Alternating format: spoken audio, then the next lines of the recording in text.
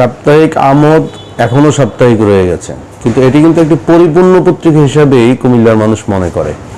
এর বড় কারণ হচ্ছে আপনারা দেখেছেন যে 70 বছরে পদার্পণ করলো আমোদ।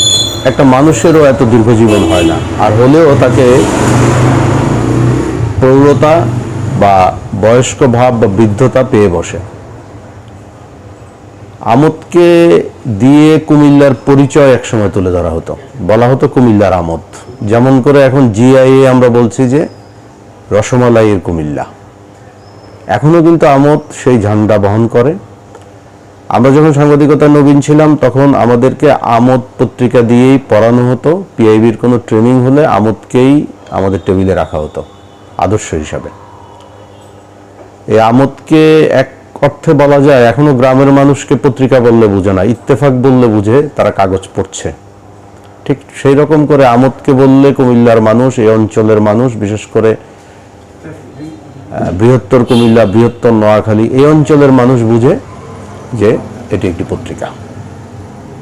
আর এই পত্রিকার সঙ্গে আরেকটি যে জিনিস জড়িত, যিনি এই পত্রিকার মালিক সম্পাদক ছিলেন, যাদের পরিবার এই পত্রিকা বের করেছিল, এখানে দুটি বিশেষত্ব আছে। তিনি সেনাবাহিনীর একজন উচ্চপদস্থ কর্মকর্তা ছিলেন। তিনি চাকরি ছেড়ে দিয়ে এসে পরে এই পেশায় নিজেকে মনোনিবেশ করেন। তিনি নিজে সেটি চালাতেন।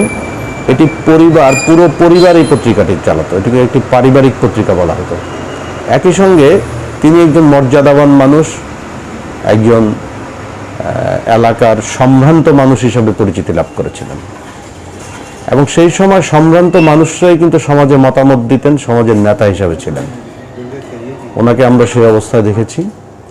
সুতরাং সব মিলে আমোদ এখনো কোনোভাবেই তার জায়গা থেকে সরে যায়নি, কারণ তার প্রকাশনা অব্যাহত আছে। সেটি হচ্ছে সব বড় কথা। হয়তো কয়েক প্রজন্মে এসে এখন সেটিকে দায়িত্ব নেওয়া হয়েছে, সেটি স্বাভাবিক, কারণ 70 তো অনেক বড় দীর্ঘ সময়। আমাদের সফলতা কামনা করছি, সেই সঙ্গে আমোদকে নিয়ে আমাদের যে গর্ব, আমোদকে নিয়ে আমাদের যে জায়গা, কুমিল্লার জায়গা, বৃহত্তর কুমিল্লার জায়গা, সেটি সবসময় অব্যাহত থাকবে। আমোদ টিকে থাকুক পতাকা হিসাবে, ঝান্ডা হিসাবে।